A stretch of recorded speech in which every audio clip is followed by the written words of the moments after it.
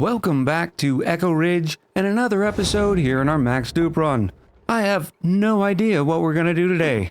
And why is there a smooth hatch inside of our ranch? Well, I suppose that's one thing we're starting with, making sure all of these are appropriately set so we're sending all of our eggs to the evolution chamber. I see I have a couple more that have not been hooked up yet, at least with power. And the only disadvantage to the system is now all the critter eggs are going to go from the ranches all the way down to the evolution chamber, and then the duplicants will pick up any eggs that they need and send them back to the incubators. The other way you could do this is send all the eggs into here first, have them dropped, and then have another system that has an auto sweeper and a conveyor loader that picks up any of the eggs, loads the incubator first, and then loads the conveyor loader.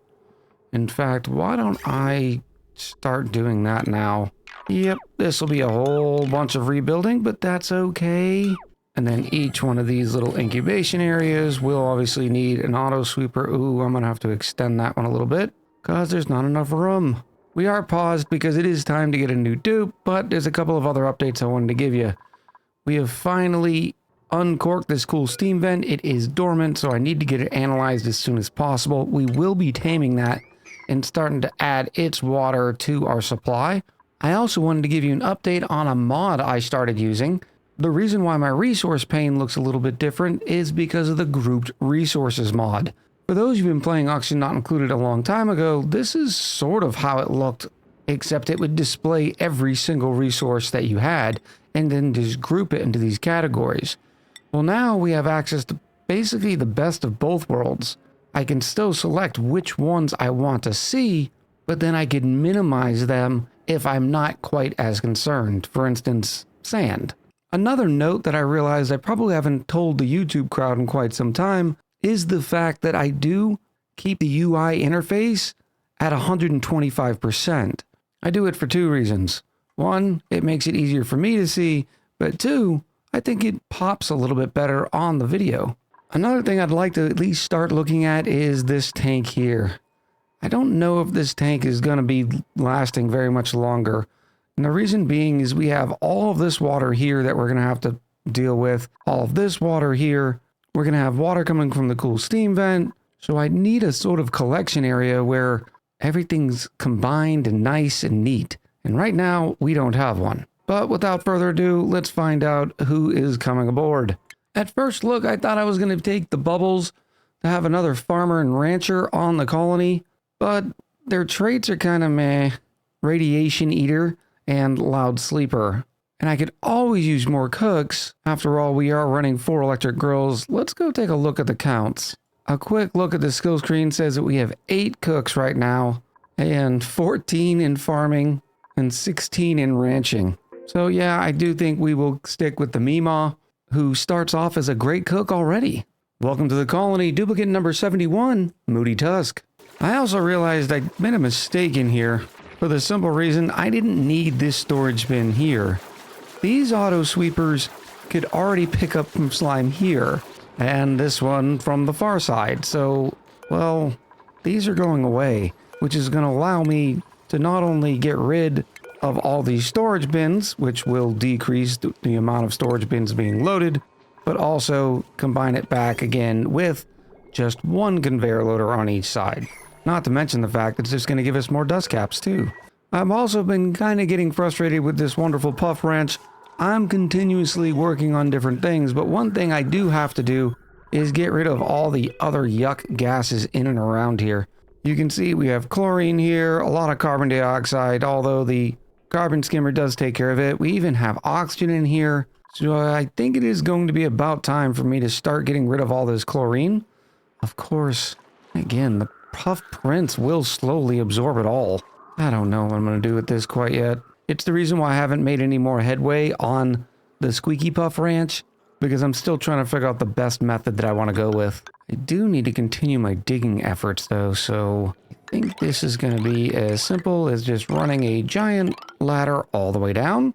Sandstone was probably not a good idea because this place is filled with a bunch of igneous rock and even some sedimentary. So I will use sedimentary rock. Oh, in fact, we can go even further. And all that salt water will get combined down here. Who is suffocating? Gustavo! You shouldn't be going that far south. So those sort of problems are the culmination of two effects. One, well, there's not a lot of oxygen down here to breathe. There are little pockets to where they can stop off, grab a quick breath, and then keep climbing. But you'll notice the train is just keeps going and going because they keep dropping things. And since it's such a long shaft, well, it's a sort of vicious cycle. So what I've done is I'm putting in a rail with a conveyor chute, and anything that gets dropped all the way down here is just going to be picked up by the conveyor loader and automatically sent back up, except that does not need to be made out of steel. I think it's also time for me to start siphoning all the excess gases from in here all the way up to the vacuum of space, even though we really haven't made the breach quite yet. Let's go ahead and start working on that too. No, not sandstone. Ooh, look, there's more copper here too. In this case, there's igneous rock close, which you know I don't love using because the hatches end up eating it, but this is gonna have to be what we do. And then of course I'm gonna end up having to put a door here, and that way the pesky shovels don't try to sneak into the main part of our base. And because I'm adding more to that power line, I'm also gonna have to add a gas pump. It's time to upgrade all of this wire into conductive wire. And I am just about out of refined metals once again. So let me queue up another 99 gold. Maybe it's about time to tap this iron volcano too. It would be great to wait for it to be dormant because once again we have no suits down here, but you know, beggars can't be choosy. Now the iron is a little bit hotter, so I'm going to use the 2 steam turbine method. One here, one here. Oh, Mikey, you're going to get yourself stuck, aren't you? Nope. Jacqueline says, I want to get stuck. Nope. Casey Starr wants to get stuck. Congratulations, Casey. You're going to die. Let me put a little ladder somewhere really quick. What do we have here? Obsidian? Sure. Keep holding your breath, Casey. I guess there's a little bit of oxygen up there. That's not too bad. There we go. Now everybody's safety. After a fair bit of chaos, I have decided to put a temporary oxygen diffuser down here just to provide some sort of oxygen in this area. But now I'm up against another problem. First, I have to find some storage for all this ice. But second, I need a liquid lock, and nothing I have can deal with the minus 20, minus 30 degrees that it gets here sometimes. Right now it's only minus 14, but last I looked it was like minus 25. So it kind of makes me want to go get some of this oil. But it's really hot down here. And I don't feel like doing all the whole suits and everything quite yet, because I was going to build another spawn here for Dupe's 90 to 120, and that's what was going to feed those. But I suppose I really don't have a choice in the matter, otherwise Dupes would not have a good day. So I guess we can use this middle run here, and I'd rather do it a 50-50 split. So I think what we're going to do is bridge it on here, and then I'll be able to separate these and just come right in off of that. In fact, I can make this a little sexier by doing that. I could probably fit a few more suits if I just move this thing around, so I think I will do that. Oh, it looks like we finally have all those materials flowing too. And that way I can put at least 2 more docks. Oh, I need that gold to hurry up and finish, because I need a lot of conductive wire. Maybe I could go dig down in here and grab some lead? That would be great. Yeah, that's what we're gonna do. We're gonna use lead, and for now we'll just use normal wire and watch this line just absolutely combust every once in a while. Back here in our slime farm, the cool thing is when you push all that water out, well, we don't have to worry about it too much because it just goes into the other tiles with the other storage bins. I mean, that kind of worked out well-ish. Suit docks are in. Now I just need to feed the oxygen, no big deal. But I am going to have to make 9 more suits, plus I always like to make a spare. That way, while one's being repaired, oh, I just don't have anything. I could use iron, I suppose. How are we doing on the copper front? I got 19 tons of copper. Let me do another 50. Not that it's a huge deal because, well, I'm going to be able to get the iron from the iron volcano. Or, you know, I could just be patient and wait for all the metal. Let's find a spot to store all this ice now. As many of you know, I like to pack it into the vacuum of space, but I don't really have access up here. And all this is nice and cold. So I think I'm going to make 1 automatic dispenser. In fact, I'll make 2. That way it's very obvious to me what I'm doing up here, and I'm just going to select it to any liquefiables, and they'll all be stored here on this abyssalite. So it shouldn't transfer too much heat, which means there's less likelihood of the ice melting on me. As fast as I'm trying to move to create more projects, we have 20 idle dupes right now. Maybe I should set up another metal refinery. I think that would also help us out a little bit. Granted, I have to set up a whole nother coal generator center. I mean, it's not like I've got anything else better to do, right? Let's do this. Some time ago, I added a buffer tank in here to try to help it load the coolant a little bit faster. It doesn't really do too much of a difference because, well, 10 kilos of water coming in is still 10 kilos of water. But because of the way these output pipes work, I am going to make another output pipe for the coolant. Now, this metal refinery is not going to be as cool as sexy because it can't reach any of the storage bins, but it'll still increase our output just a little bit. One day, I'm going to have a power spine. I don't know when that's going to be, but one day. Cycle 207, and it's time for another dupe. Marie is out because they have a bottomless stomach. Jane's not preferred because they're narcoleptic, which leaves Turner, who is a pretty good operator. +9 machinery, plus they're a grease monkey for a total of +12. Welcome to duplicate number 72. Xavier can't write.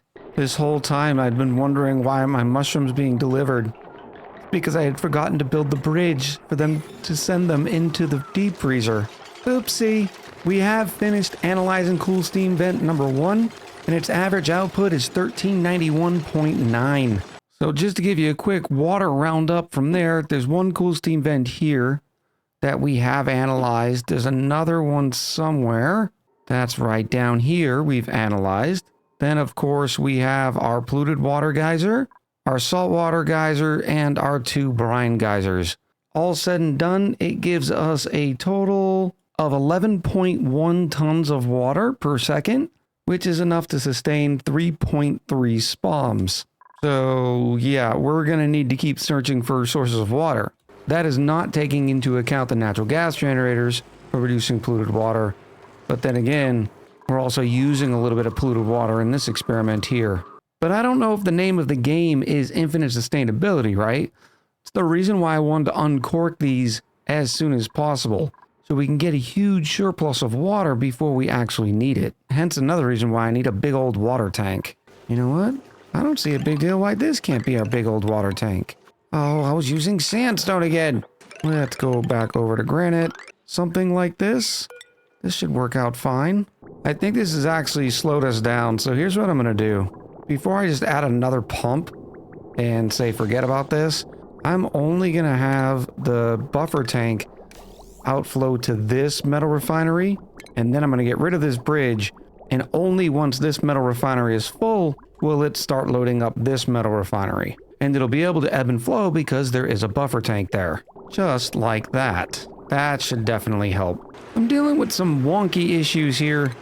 For some reason, the dupes will not deliver a little bucket of water here. This place is not cold, so I can just use water as the small little liquid lock because I need to vacuum this whole place out so I can put in the meat and potatoes for the cool steam vent. But despite the fact that there's a little water bottle right here, they can definitely reach. I've turned off this bottle in here so it wouldn't be used. So other than that, I have no idea why they won't move it. Let's try it again. Relocate to right here. Oh, finally. Thank you, Doritos P. Now, can you empty it for me? No? Maybe some other time? I'm going to go over how the cool steam vent tamer works, as it has been a little while since we've done one of these. And, of course, there's our break for station identification. This Ari would have been a great mechatronics engineer with both operating and building, but they have a bottomless stomach. It seems we're already getting the duplicate rewrite names, but this is clearly a Turner, who starts with super hard digging, but they're noodle arms. So I think we're going to be taking Rowan, who's a decorator cook. Welcome to the colony, duplicate number 73, Philippa Mountjoy. Philippa brings our cook count up to 10, which is pretty decent, considering in every shift, it'd be great to have all 4 grills going. Well, when we have all the food, which now that our mushroom farm is finally getting repaired, this shouldn't take too much longer. How did polluted water get in here? What are we doing? I'm guessing there was some ice in here, So what I'm going to do as this stuff comes up is I'm going to sweep it. It'll get racked and stacked. And if it's ice, it'll be brought all the way up here. And everything else gets brought to right somewhere here. Look at that perfect liquid lock. Can't even be beat. Now, as we were saying with the cool steam vent, the idea is that we're going to keep a certain amount of water in here. And that water becomes sort of a thermal mass for the steam to be able to dump its heat into. In fact, combined with these temperature shift plates, as soon as the steam erupts from the cool steam vent, it should condense right into water, and this whole place will stay a vacuum. Well, once I actually vacuum it out. So we're going to use two pieces of automation to control that pump. First being a hydro sensor, so we know there's enough water in here because we do not want to drain all that water, because once again, we want to keep that amount of thermal mass.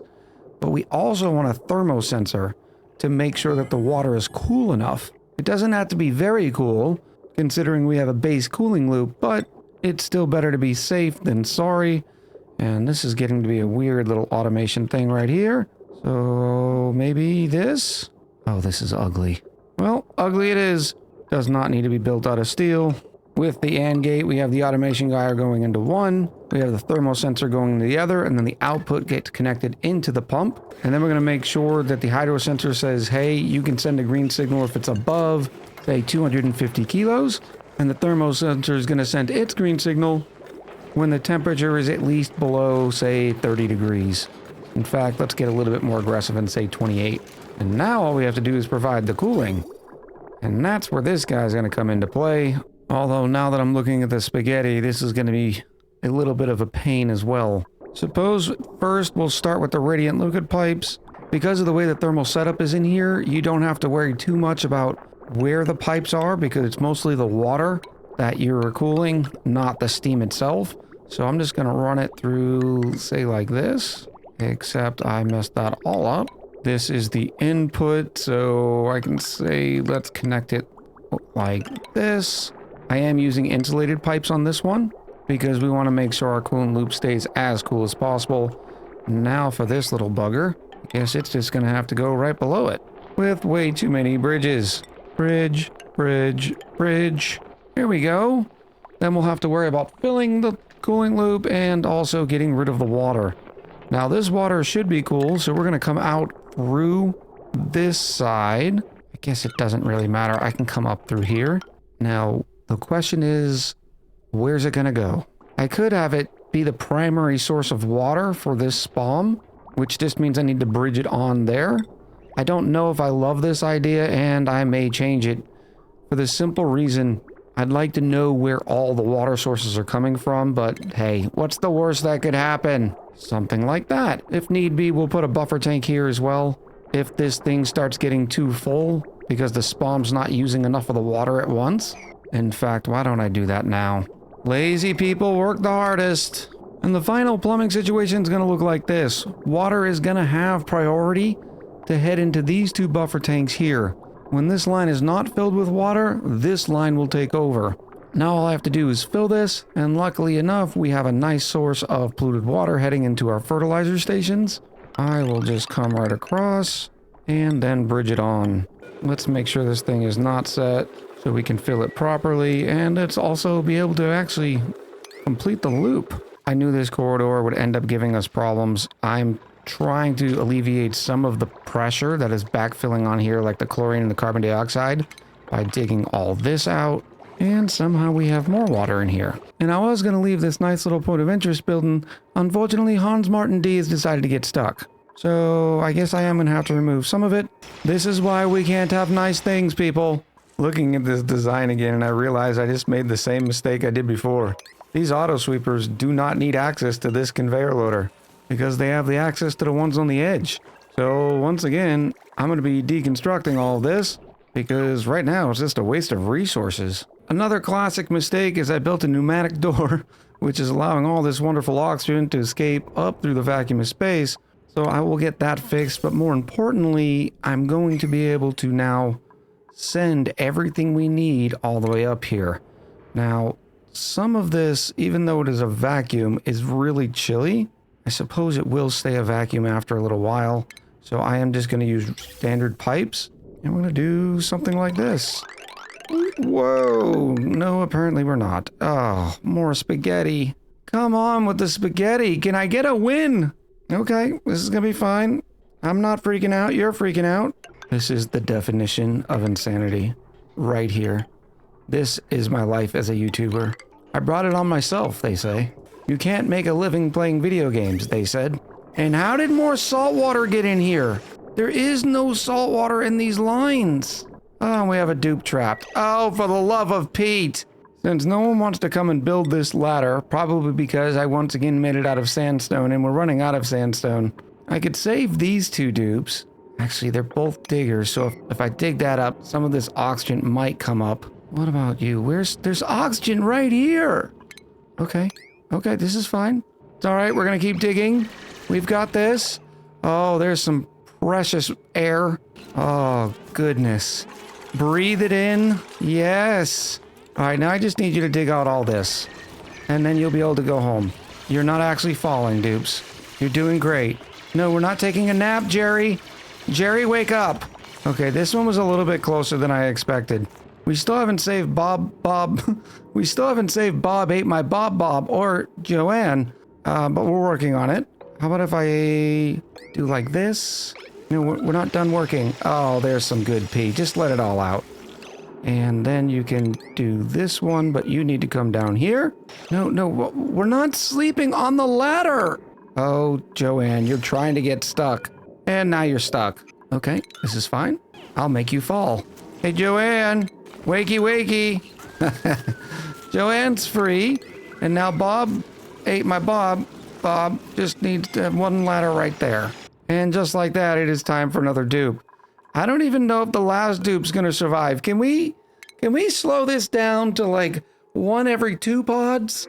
We have Amari as a mouth breather, but they have a +14 cuisine, even though they are a kitchen menace and get a -3.